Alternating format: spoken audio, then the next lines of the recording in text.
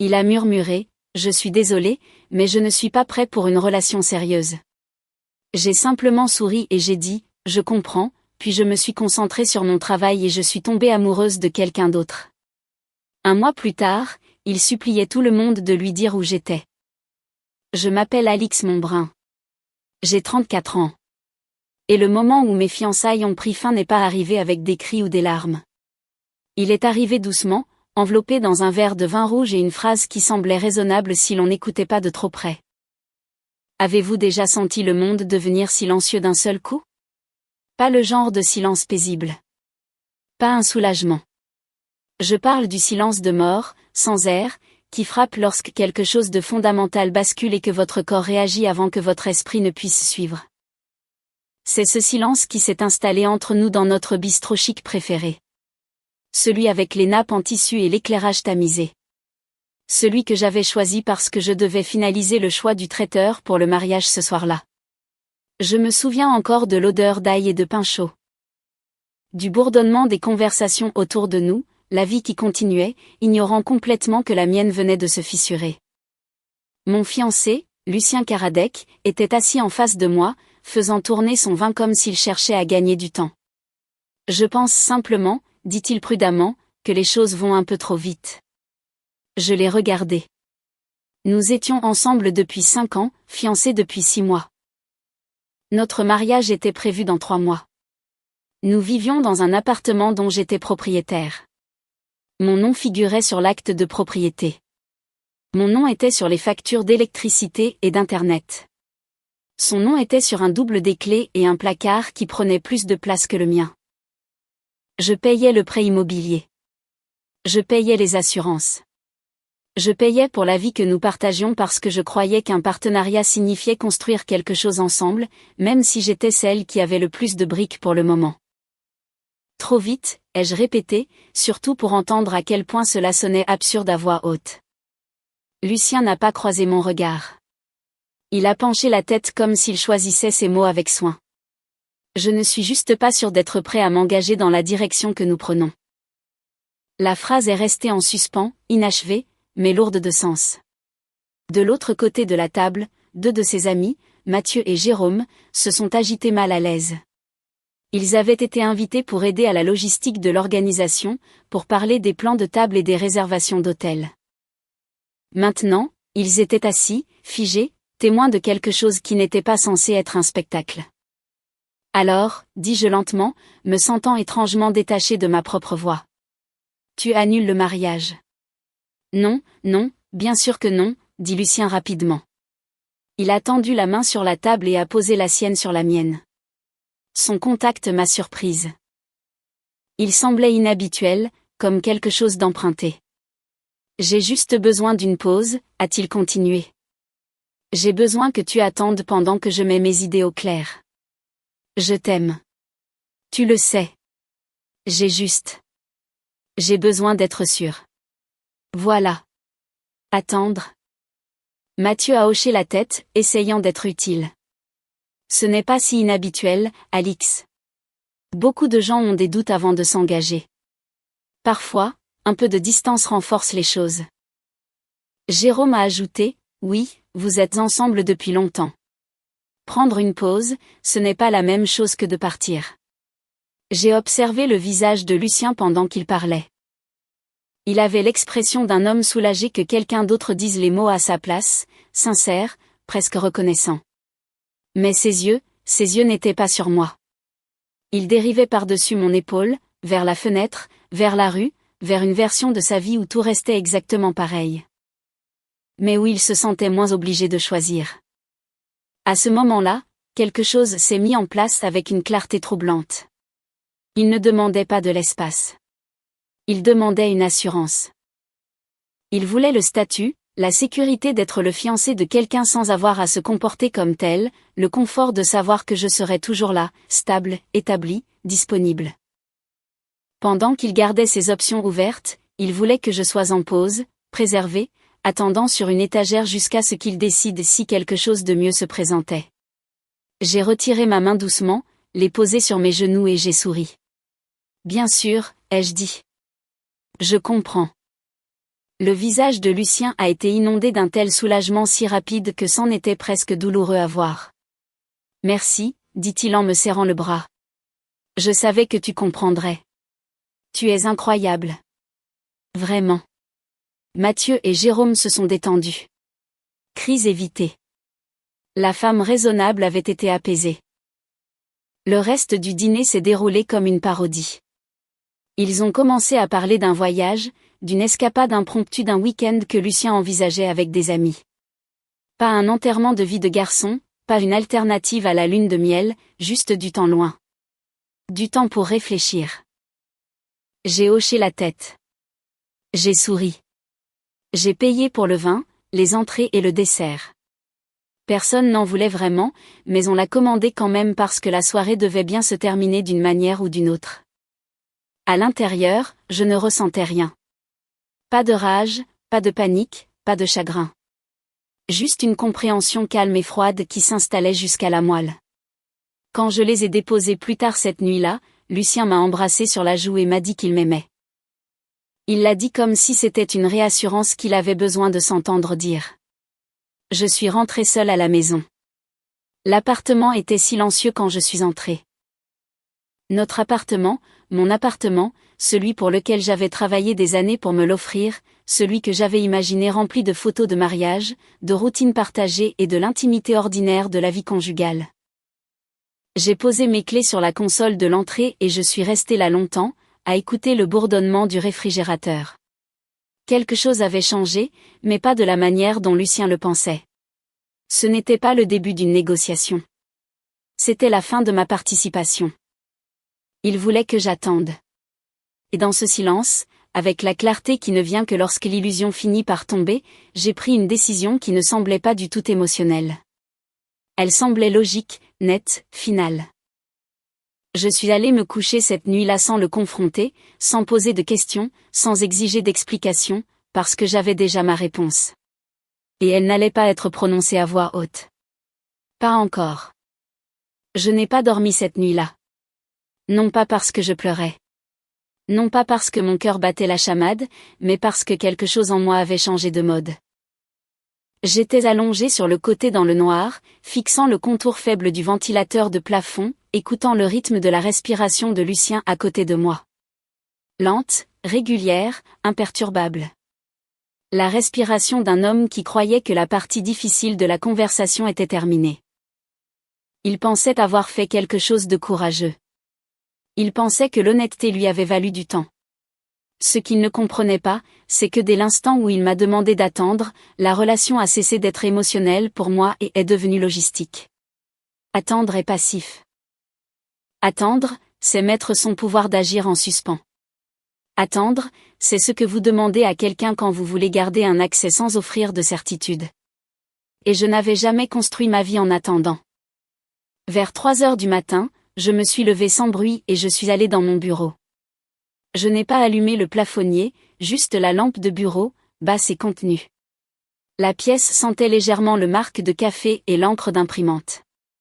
Familier, sûr, à moi. C'était la pièce où j'avais passé les 2 dernières années de ma vie à construire quelque chose que Lucien n'avait jamais pleinement compris. Je suis développeuse de logiciels, pas le stéréotype flashy du sweat à capuche et des hackathons, mais le genre qui aime l'architecture propre, la scalabilité à long terme et la résolution de problèmes ennuyeux si bien qu'ils cessent d'en être. Il y a 2 ans, j'avais commencé à travailler sur un projet personnel après les heures de travail, un outil d'optimisation d'entreprise conçu pour un marché de niche dont la plupart des gens ignoraient même l'existence. Ce n'était pas glamour. C'était utile. 3 semaines plus tôt, ce projet avait été acquis par une grande entreprise technologique. Une somme d'argent qui change une vie. Lucien était au courant de l'accord. Il m'a félicité, a trinqué à ma santé, m'a embrassé sur le front et a plaisanté sur une retraite anticipée et des maisons à la plage. Ce qu'il ne savait pas, ce que je ne comprenais que maintenant, c'est que le moment de son incertitude n'était pas une coïncidence. Sa pause est survenue après que le virement a été effectué. Je me suis assise à mon bureau et j'ai ouvert mon ordinateur portable, non pas pour me distraire, mais pour faire l'inventaire. J'ai d'abord affiché notre tableau de bord financier commun. J'avais insisté sur la transparence lorsque nous avions emménagé ensemble, non pas parce que je ne lui faisais pas confiance, mais parce que je croyais que les adultes devraient comprendre les systèmes dans lesquels ils vivaient. Ce que j'ai vu a confirmé ce que mes instincts savaient déjà. Il utilisait le compte joint par commodité, pas par contribution. Ses revenus couvraient ses dépenses personnelles. Mes revenus supportaient la structure de notre vie, prêt immobilier, assurance, charges, voyages, urgences. Je m'étais dit que c'était temporaire, que nous étions une équipe et que les équipes ne comptaient pas les points. Mais les équipes ne demandent pas à un joueur de rester sur la touche indéfiniment pendant que l'autre décide si le jeu en vaut la peine. Je n'ai pas ressenti de colère en examinant les chiffres. Je me sentais organisé. Ensuite, j'ai ouvert mes emails et cherché la confirmation de mon conseiller en gestion de patrimoine. Les fonds de la vente avaient déjà été transférés sur mon compte principal, mais ce ne serait jamais leur destination finale. J'ai rédigé un bref message demandant un appel tôt le matin. Puis j'ai ouvert un document vierge et j'ai commencé à lister mes actifs. Appartements, voitures, comptes, propriété numérique, propriété intellectuelle, tout ce qui existait parce que je l'avais construit. Lucien n'était pas malveillant. C'était là le plus dangereux. Il n'était pas assez cruel pour justifier une confrontation dramatique. Il était simplement assez à l'aise pour supposer que je serais toujours là, en pause, préservé, disponible. Cette supposition était la véritable trahison. À un moment donné, le ciel à l'extérieur a commencé à s'éclaircir, l'aube se glissant comme un témoin importun. J'ai entendu Lucien bouger derrière moi, j'ai entendu le lit grincer. J'ai fermé mon ordinateur portable avant qu'il ne puisse voir l'écran. Quand il est entré dans la cuisine plus tard, il avait l'air détendu, presque joyeux. Il m'a embrassé sur la joue, s'est versé un café et m'a remercié à nouveau d'être si compréhensive. Je lui ai souri en retour. Le masque s'ajustait facilement. Ce jour-là, j'ai suivi mes routines avec précision. J'ai répondu aux emails, pris des appels, suis allé courir, et déjeuner, hoché la tête au bon moment, écouter Lucien parler de son soulagement maintenant que la pression était retombée. La pression. Je me suis demandé quand la responsabilité était devenue de la pression. Ce soir-là, pendant qu'il était sorti voir des amis, j'ai passé mon premier appel. Mon conseiller financier n'a pas posé beaucoup de questions. Il n'en avait pas besoin. Il avait travaillé avec suffisamment de personnes en transition pour en reconnaître le ton. Je veux que les fonds soient déplacés, ai-je dit, dans des structures sécurisées, plusieurs couches, à l'étranger si nécessaire. Je veux que tout soit intouchable. Il y a eu une pause sur la ligne, puis un compris. Ensuite, j'ai examiné notre empreinte numérique. Les réseaux sociaux n'étaient plus seulement une connexion. C'était un accès, une visibilité, un moyen d'être joignable quand le silence était inopportun. Je n'étais pas intéressé à être joignable. Je n'ai pas désactivé mes comptes. Cela impliquerait un retour. Je les ai supprimés.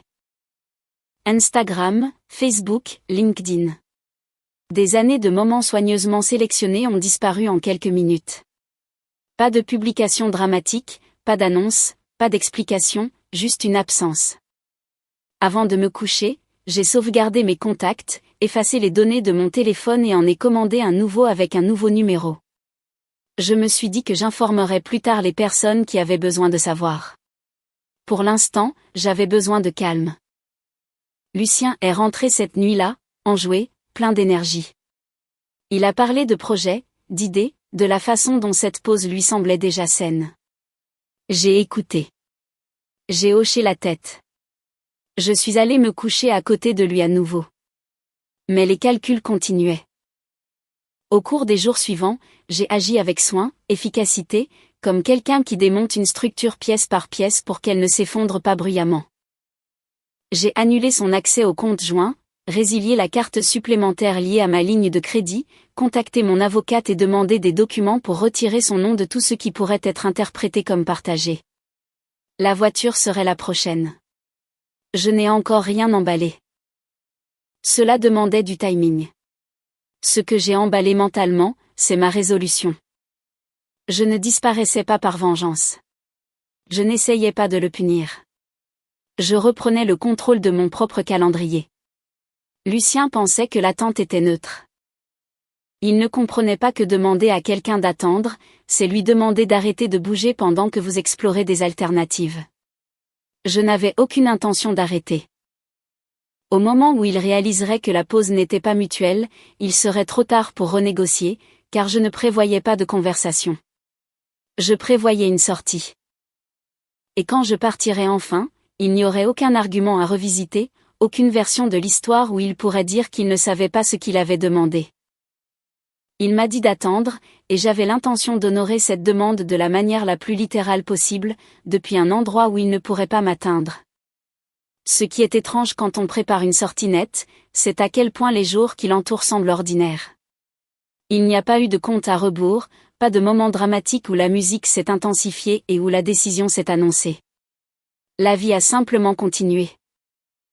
Lucien est allé travailler.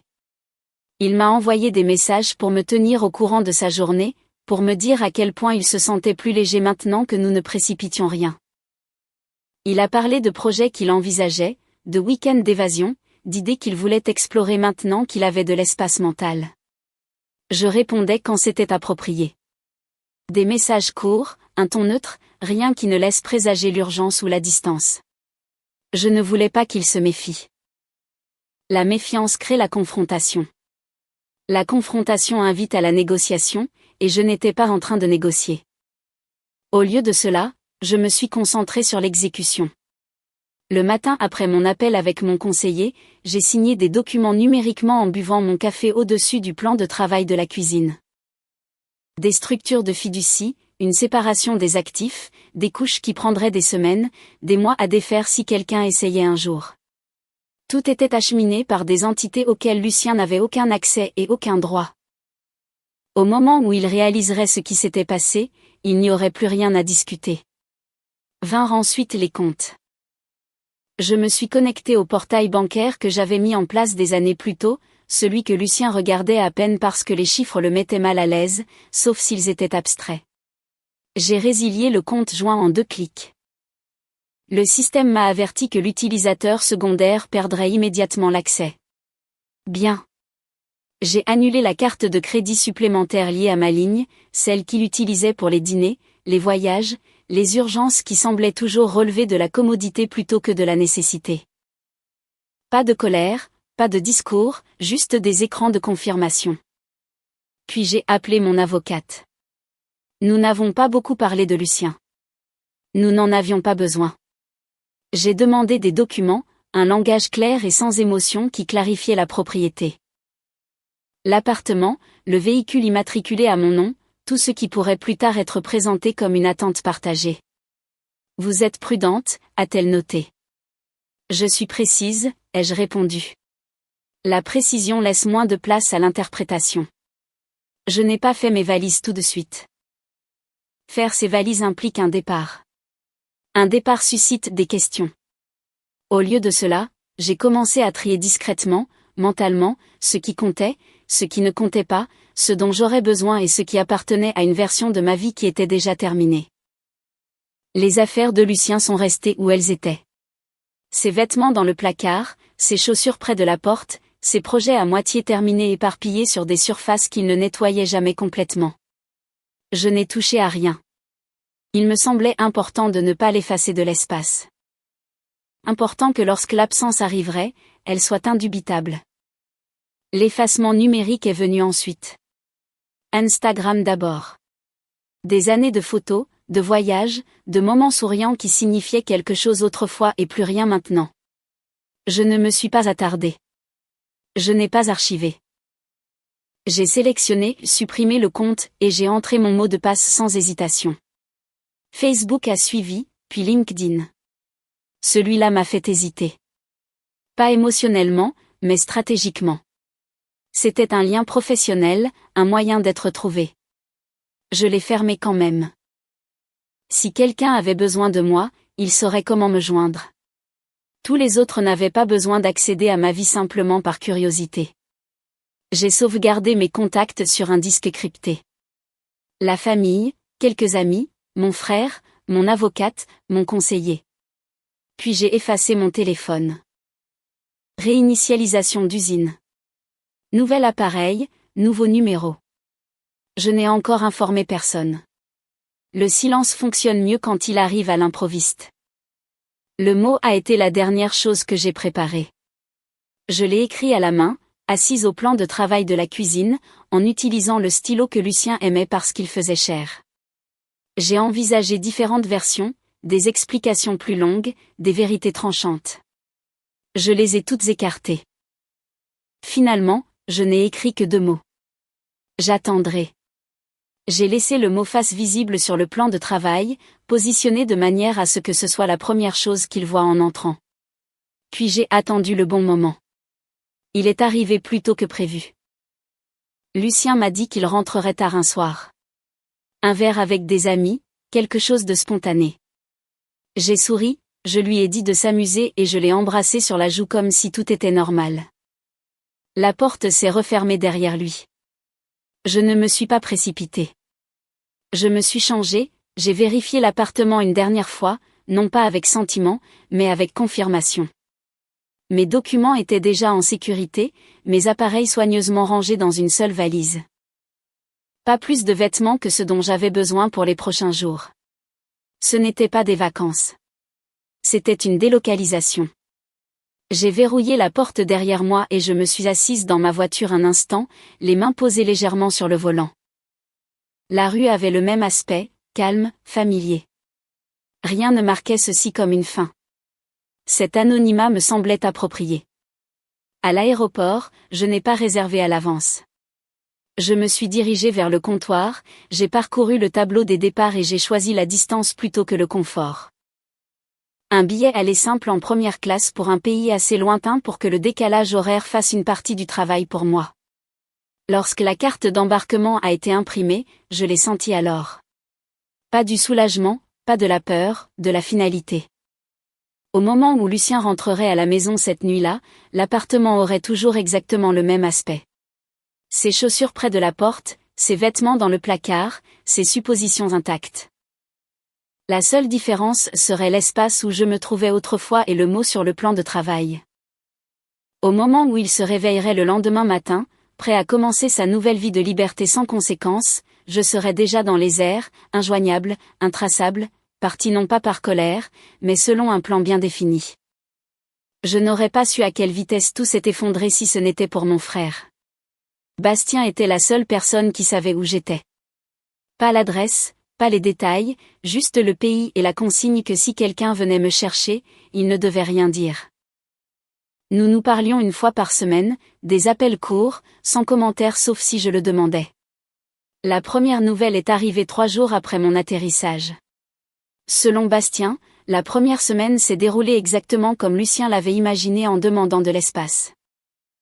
Il a dit aux gens que je le soutenais, que j'étais mature, que j'avais accepté de lui donner du temps pour se vider la tête. Il a présenté cela comme une décision mutuelle, 2 adultes choisissant de ne pas se précipiter. Il est beaucoup sorti. Dîner, verre, des nuits qui se prolongeaient jusqu'au matin. Il laissait des ardoises sans vérifier les soldes, offrait des tournées sans regarder les prix. La liberté avait un coût, mais il supposait que quelqu'un d'autre continuait de payer la note. Le premier signe de problème est apparu le vendredi. Lucien était dans un magasin de vêtements en ville, choisissant quelque chose de neuf pour sortir. Il a tendu la carte. Ma carte. La carte supplémentaire liée à mon compte. Sans réfléchir. Elle a été refusée. Il en a ri. A réessayé. Refusé. Il a sorti une autre carte. Même résultat. Confus maintenant. Irrité, il s'est écarté et a appelé la société de cartes de crédit. Il s'attendait à une alerte à la fraude, un bug, quelque chose de temporaire. Au lieu de cela, le représentant l'a calmement informé que la carte supplémentaire avait été annulée par le titulaire principal du compte. Annulée, pas gelée, pas en pause, résiliée. Bastien m'a dit que Lucien l'avait appelé quelques minutes plus tard, la voix tendue de panique, masquée par l'agacement. « Tu sais ce qui se passe ?» a-t-il demandé. Ma carte a cessé de fonctionner. Bastien a fait l'ignorant. « Je ne sais pas, mec » a-t-il dit. « Tu devrais peut-être parler à Alix. » J'essaie, a rétorqué Lucien. Elle ne répond pas. Parce qu'il n'y avait rien à répondre. Tout ce week-end, Lucien a essayé de me joindre. Les SMS n'ont pas été livrés. Les appels étaient directement dirigés vers un message de numéro non attribué. Le dimanche soir, l'irritation s'était transformée en quelque chose de plus vif. La peur. Il a vérifié mes réseaux sociaux. C'est là que la vraie panique s'est installée. Pas d'Instagram, pas de Facebook, pas de LinkedIn. Pas désactivé, disparu. C'était comme si je n'avais jamais existé en ligne. La semaine suivante, Lucien a commencé sa campagne. Au début, les messages aux amis communs étaient décontractés, légers, presque en plaisantant. Et, vous avez des nouvelles d'Alix ? Elle est un peu bizarre et ne répond pas à son téléphone. Personne n'en avait. En milieu de semaine, le ton a changé.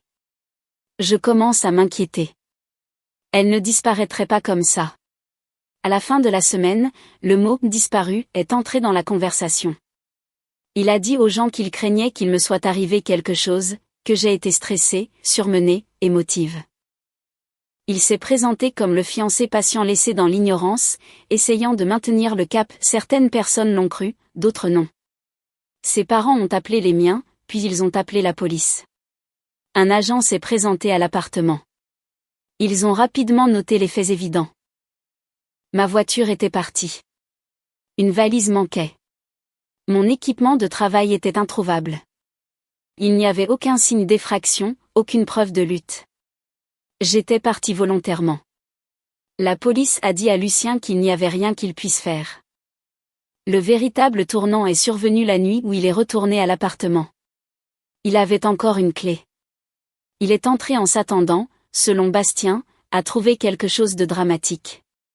L'obscurité, le désordre, la preuve que j'avais craqué et fui impulsivement. Au lieu de cela, l'appartement avait exactement l'aspect qu'il lui avait laissé, propre, ordonné, calme. Mes vêtements avaient disparu du placard, mes chaussures du portant. Mon bureau était vide. Tout le reste était intact. Ses affaires, les meubles, les photos sur les murs. Et sur le plan de travail de la cuisine, centré et impossible à manquer, se trouvait le mot. Lucien l'a appelé après, complètement anéanti. « Qu'est-ce que ça veut dire » a-t-il exigé. « Attendre quoi ? Où est-elle » Bastien n'a pas hésité. « Je suppose qu'elle attend que tu mettes tes idées au clair » a-t-il dit calmement. « C'est ce que tu as demandé, non ?» Il y a eu un long-silence sur la ligne. Pour la première fois, Lucien a compris quelque chose qu'il n'avait pas envisagé auparavant. L'attente est à double tranchant. Et parfois, quand vous demandez à quelqu'un de mettre sa vie en pause, vous lui donnez l'espace pour la quitter entièrement. À la 3e semaine, le récit auquel Lucien s'accrochait a commencé à s'effondrer sous son propre poids. La première fissure fut financière. La voiture, celle que j'avais achetée 2 ans plus tôt, immatriculée à mon nom, assurée par mon compte, a été saisie un mardi matin tranquille. Sans avertissement pour lui, sans confrontation dramatique, juste une dépanneuse garée au bord du trottoir. Quand il est sorti, le chauffeur, porte-bloc à la main, un professionnalisme masquant l'indifférence. Bastien a dit que Lucien était resté là, figé, la regardant disparaître au bout de la rue comme un malentendu dont il ne pouvait pas se sortir par la parole. Il a essayé de m'appeler après ça, directement sur une messagerie vocale de numéro non attribué. Cet après-midi-là, ses parents ont remboursé le solde de la carte de crédit qu'il avait accumulée pendant sa première semaine de liberté. Dîner, verre, VTC, un style de vie qui ne fonctionne que lorsque quelqu'un d'autre le finance. Il n'était pas content, et il posait des questions. Des questions auxquelles Lucien ne pouvait pas répondre sans admettre la vérité. Que la vie qu'il menait n'était pas durable sans que je la soutienne discrètement. C'est alors que les conséquences sociales ont commencé à se faire sentir. Mathieu a cessé de répondre à ses SMS. Jérôme est soudainement devenu occupé. Les gens ne voulaient plus être entraînés dans ce qui se passait. L'histoire avait cessé d'être divertissante. Elle était devenue inconfortable. Lucien a alors commencé à se présenter à des endroits. Mon ancien bureau, l'immeuble où j'avais travaillé avant la finalisation de la vente. Il a demandé à la réception si quelqu'un avait de mes nouvelles. Il n'en avait pas. J'avais démissionné le jour de la clôture de l'accord. Discrètement, professionnellement. Il est ensuite allé chez mes parents. Mon père a ouvert la porte. Bastien a dit qu'il n'avait pas haussé le ton. Il n'a pas insulté Lucien. Il lui a simplement dit, clairement et sans hésitation, qu'il n'était plus le bienvenu là-bas. Que ce qui s'était passé entre Lucien et moi n'était plus une affaire de famille. Cette porte s'est refermée doucement, et elle est restée fermée. À la fin du mois, Lucien était devenu un personnage des chuchotements édifiants de notre cercle commun. On ne disait plus que j'avais mystérieusement disparu. On disait qu'il avait demandé à une femme avec des options d'attendre et qu'il avait découvert ce que cela signifiait quand elle ne le faisait pas. Il a essayé de reprendre le contrôle de la seule manière qu'il lui restait, en réécrivant l'histoire. Il a commencé à dire aux gens que j'avais été secrète, que j'avais toujours eu le pouvoir sur lui, que ma richesse soudaine m'avait changée, m'avait rendue froide, manipulatrice. Il a dit que j'avais disparu pour éviter les responsabilités de la relation. C'était une stratégie audacieuse. Elle n'a pas fonctionné. Trop de gens se souvenaient du dîner. Trop de gens avaient reçu ces messages frénétiques par la suite. Trop de détails ne collaient pas. L'humiliation finale est survenue dans un bar du centre-ville quelques semaines plus tard. Lucien a croisé un groupe de nos anciens amis. Il a essayé de se glisser dans leur conversation, s'est lancé dans une histoire familière de trahison et d'abandon. À mi-chemin, Mathieu l'a interrompu. « Nous étions tous là », a-t-il dit d'un ton sec. « Nous t'avons entendu. Tu lui as dit que tu n'étais pas prêt. Tu lui as demandé d'attendre pendant que tu mettais tes idées au clair. Ce n'est pas quelque chose qu'elle t'a fait. » Le groupe est devenu silencieux. Lucien a essayé d'argumenter, d'encadrer les choses différemment. Mathieu a secoué la tête. Tu n'as pas le droit d'appeler ça de la cruauté quand quelqu'un te donne exactement ce que tu as demandé. Bastien a dit que Lucien s'est effondré après ça, a haussé la voix, a accusé tout le monde de prendre mon parti, a prétendu que personne ne comprenait la pression sous laquelle il était. Le barman lui a demandé de partir. Mathieu et Jérôme, autrefois ses plus ardents défenseurs, ont pris leur distance complètement après cette nuit-là. Soudain, ils disaient aux gens qui l'avaient prévenu qu'ils faisaient une erreur, qu'ils avaient toujours su qu'ils jouaient à un jeu dangereux. Une amnésie bien commode. À la fin du mois, Lucien avait coupé tous les ponts qu'il avait traversés avec arrogance plutôt qu'avec soin. Il avait demandé du temps, de l'espace, de l'attente. Ce qu'il n'avait pas réalisé, c'est que ces choses ont un coût, et il était le seul à le payer. Au moment où les feuilles ont commencé à changer de couleur en France, ma vie avait déjà trouvé un rythme qui n'incluait plus du tout Lucien. Je vivais dans une petite ville côtière au Portugal. Le genre d'endroit qui semble temporaire mais qui vous convainc discrètement du contraire. Des bâtiments blanchis à la chaux, des rues étroites qui ne mènent nulle part rapidement. Des matins qui commençaient avec l'air de l'océan au lieu de notification. J'ai loué une modeste villa surplombant l'eau, non pas extravagante, mais intentionnelle. Internet était rapide. La nourriture était simple et excellente.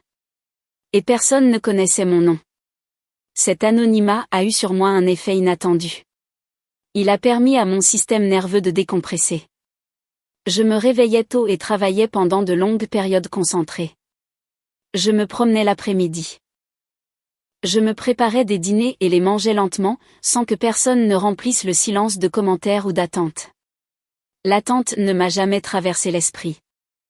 Les nouvelles de Bastien arrivaient une fois par semaine comme promis. Au deuxième mois, les tentatives de Lucien pour me retrouver étaient devenues erratiques. Il se présentait à des endroits où il pensait que je pourrais refaire surface, des cafés que nous aimions, des rencontres professionnelles, même la salle de sport où j'avais annulé mon abonnement des semaines avant de partir. Chaque fois, il obtenait la même réponse. Personne n'avait de mes nouvelles. Personne ne savait où j'étais. L'histoire qu'il se racontait commençait à se fragmenter. Il avait perdu le récit, perdu le public, perdu le levier. C'est alors qu'il a tenté de se réinventer. Selon Bastien, il a quitté la maison de ses parents pour s'installer dans un appartement exigu avec Mathieu. Cela a duré moins de 2 mois. L'arrangement s'est terminé par une dispute bruyante au sujet du loyer que Lucien ne pouvait pas payer sans aide. Mathieu posait des questions auxquelles Lucien n'aimait pas répondre. Lucien s'attendait à de la flexibilité. Mathieu s'attendait à de la responsabilité. Ils n'étaient pas compatibles. Lucien est retourné vivre chez ses parents, cette fois sans cérémonie, sans explication. Il a également dû trouver un travail, un vrai. Fini les projets vaguement définis.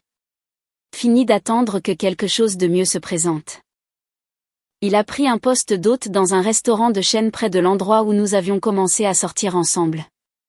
L'ironie n'a échappé à personne. Bastien a dit que Lucien détestait ça.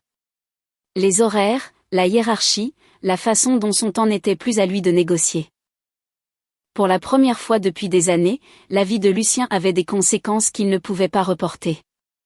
Pendant ce temps, la mienne s'épanouissait tranquillement. J'ai créé une société de conseil axée sur le type de travail sur les systèmes que j'avais toujours appréciés, des contrats à court terme, des problèmes à fort impact, une autonomie complète. Les clients ne se souciaient pas de l'endroit où je vivais tant que le travail était bon. Il l'était. Je me suis fait des amis, principalement des expatriés, des gens qui comprenaient l'attrait de recommencer à zéro sans spectacle. Nous partagions des repas, échangions des histoires et respections les limites de chacun. Personne ne me posait de questions sur mon passé, sauf si je l'offrais. Je ne l'ai pas fait. Je ne me cachais pas. Je ne traînais simplement pas de vieux chapitres dans une histoire qui n'en avait plus besoin. Le changement le plus intéressant, m'a dit Bastien, était la dernière version des événements de Lucien. Il n'était plus le fiancé confus, ni le partenaire inquiet. Désormais, il était la victime. Il disait aux gens que j'avais été contrôlante, que j'avais utilisé l'argent pour dominer la relation, que mon succès m'avait rendue distante et froide. Il disait que j'avais disparu pour fuir l'engagement, pour échapper à mes responsabilités. C'était une réécriture audacieuse, but elle est arrivée trop tard. Trop de gens connaissaient la vérité. Trop de détails ne concordaient pas. Trop de témoins se souvenaient du dîner. On ne peut changer une histoire que si l'on contrôle le silence qui l'entoure. Lucien ne le contrôlait pas. J'ai entendu tout cela depuis un café surplombant l'océan.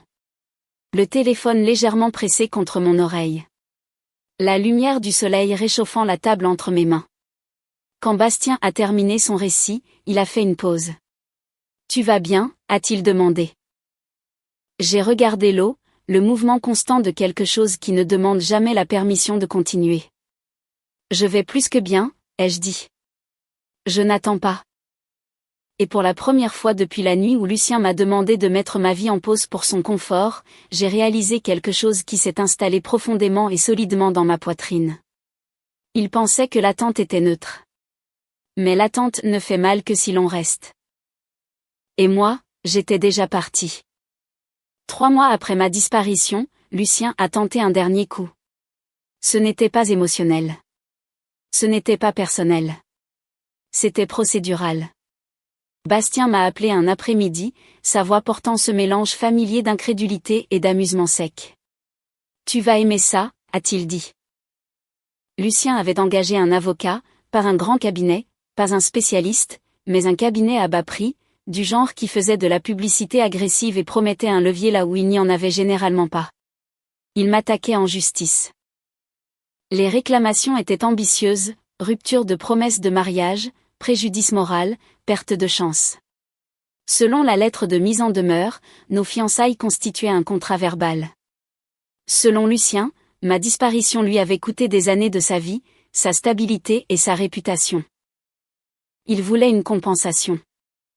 J'ai écouté sans interrompre, assise sur la terrasse de ma location, l'océan s'étendant à l'infini devant moi.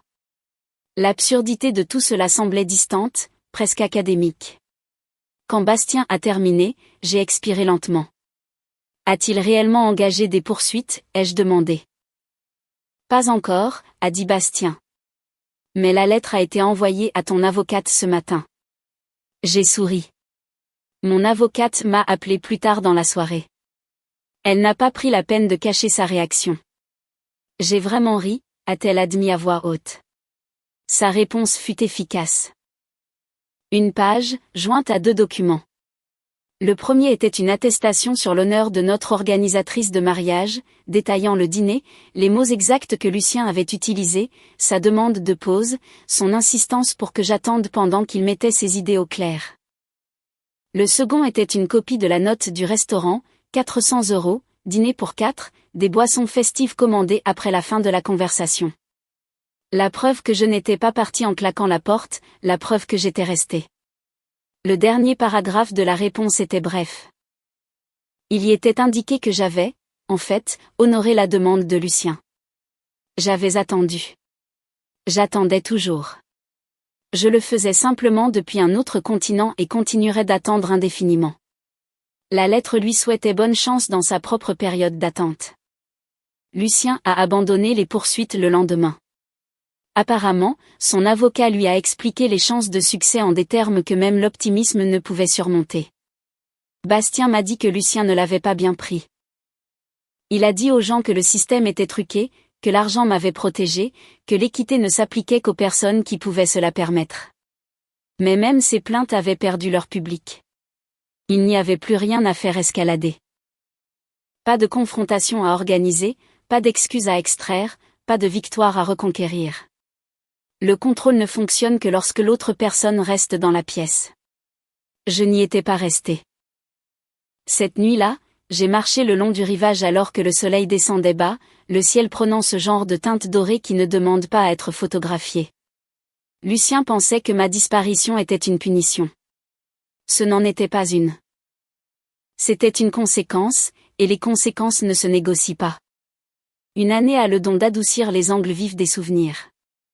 Au bout de 12 mois, l'histoire de ma disparition n'appartenait plus à Lucien, ni même à moi. Elle avait acquis une vie propre, transmise entre des gens qui n'avaient pas été là, façonnée par la répétition plutôt que par la vérité. J'en ai entendu parler quand je suis rentrée en France pour Noël.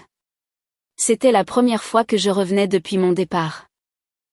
Je suis restée 2 semaines, partageant mon temps entre les dîners de famille et de longues promenades dans des quartiers qui me semblaient à la fois familiers et étrangement sans pertinence, comme visiter une ville où l'on a vécu autrefois et réaliser qu'elle a continué sans vous. Je n'ai pas vu Lucien. C'était intentionnel. J'ai évité les endroits que je savais qu'il fréquentait encore, les bars qu'il préférait, les restaurants où le personnel se souvenait de lui. Je ne voulais pas de confrontation, accidentelle ou autre. Non pas que j'en ai eu peur, mais parce que je n'en avais pas besoin. Mais j'ai entendu parler de lui. Chacun avait sa version. Certains disaient qu'il parlait encore de moi comme si j'avais disparu au milieu d'une phrase, laissant un vide qu'il ne pouvait expliquer. D'autres disaient qu'il était devenu amer, obsédé par l'équité et la loyauté, et par la façon dont les choses auraient dû se passer. Quelques-uns le décrivaient comme fatigué, usé par une vie qui ne se pliait plus à son indécision. Ce qui était constant, c'était ceci, plus personne ne me blâmait. Le dîner était devenu un point fixe dans le récit. Trop de gens s'en souvenaient clairement. La demande, la pause, le mot attendre prononcé à voix haute et sans excuse. Quelqu'un avait commencé à appeler cela une fable édifiante. L'homme qui a demandé à une femme d'attendre et qui a découvert ce qui arrive quand elle ne le fait pas. Lucien détestait cette expression. Il essayait de corriger les gens quand il l'utilisait, essayait d'insérer de la nuance, de revendiquer la complexité. Ça n'a jamais pris. Les histoires ne changent que lorsque le conteur a encore de la crédibilité. À la fin de ma visite, j'ai réalisé quelque chose de tranquillement profond. J'étais revenue dans un endroit où mon absence avait été la chose la plus assourdissante, pour découvrir qu'elle n'avait plus d'écho. Quoi que Lucien attende maintenant, ce n'était pas moi. Et tout ce que j'avais laissé derrière moi s'était déjà réarrangé sans demander la permission. En montant dans l'avion pour repartir, je n'ai pas eu l'impression de partir à nouveau. J'ai eu l'impression de continuer. Au bout d'1 an, l'histoire a cessé d'évoluer. Elle n'a pas escaladé. Elle n'a pas implosé. Elle s'est simplement installée. Bastien m'a dit qu'il n'y avait plus de scène. Plus de moments dramatiques dont les gens chuchotaient par la suite. Pas de confrontation qui exigeait de prendre parti. Juste une soustraction silencieuse. Lucien était toujours là techniquement, vivant toujours dans la même ville, gravitant toujours autour des mêmes endroits, tentant encore de temps en temps de se réinsérer dans des conversations qu'il incluait autrefois automatiquement. Mais quelque chose de fondamental avait changé. Les gens ont cessé de s'engager. Les messages sont restés sans réponse, non pas brusquement, non pas de manière ostensible, mais simplement indéfiniment. Les projets de groupe se faisaient sans que son nom soit mentionné. Les invitations se sont raréfiées, puis ont complètement disparu. Ce n'était pas une vengeance. C'était un recalibrage. La version des événements que Lucien essayait de maintenir en vie, celle où il était incompris, sous pression, injustement abandonné, ne prenait plus. Non pas parce que les gens la contestaient, mais parce qu'il ne se sentait pas obligé de le faire. Le dîner était devenu un point de référence fixe. Pas un ragot, pas une rumeur, un contexte. La pause, la demande, le mot attendre prononcé clairement, sans ambiguïté. Personne n'avait plus besoin que les détails soient répétés. Ils étaient déjà absorbés dans la compréhension commune de la façon dont les choses s'étaient déroulées. Lucien a remarqué la distance. Il la remarquait toujours. Ce qu'il n'a jamais semblé saisir, c'est que la distance ne s'annonce pas lorsqu'elle est permanente. Elle n'arrive pas avec des explications. Elle n'offre pas de conversation de clôture. Elle devient simplement la nouvelle norme. Pendant un certain temps, il a essayé de la combler. Des messages décontractés, un langage familier, des invitations formulées comme des habitudes qui pourraient être redémarrées avec assez de persévérance. Elles n'ont pas abouti, car la continuité n'existe que lorsque les deux personnes conviennent qu'elle existe toujours. Au moment où Bastien m'a relaté tout cela, cela semblait étrangement abstrait, comme entendre parler d'une ville où j'avais vécu autrefois après qu'elle ait déjà remplacé tous ses panneaux de signalisation. L'histoire avait dépassé ses participants. Elle s'était condensée en quelque chose de plus simple, transmis non pas comme un scandale, mais comme un raccourci. L'homme qui a demandé à une femme d'attendre, la femme qui n'a pas cessé d'avancer. Je ne faisais plus partie de la conversation. Et j'ai finalement compris que c'était la fin la plus nette possible. Commentaire, parfois, la réponse la plus puissante n'est pas un cri, mais un silence apaisé. Savoir ce que l'on vaut ne demande pas de vengeance, seulement de la clarté. Il est facile de confondre la patience avec l'oubli de soi, mais sa vie ne devrait jamais être mise en pause pour le confort d'un autre. Poser une limite ferme n'est pas un acte de cruauté, c'est une preuve de respect envers soi-même. Quand on arrête de négocier sa propre valeur, tout devient plus simple. N'ayez pas peur de fermer une porte doucement pour protéger votre tranquillité. Le véritable pouvoir réside dans la capacité à s'éloigner sans bruit de ce qui ne nous correspond plus. J'espère que ce récit vous rappellera que vous méritez d'être choisi pleinement, sans hésitation. Prenez soin de votre paix intérieure, car c'est votre bien le plus précieux. Cette histoire vous a plu ? Laissez un commentaire et abonnez-vous pour soutenir la chaîne. D'autres histoires arrivent bientôt.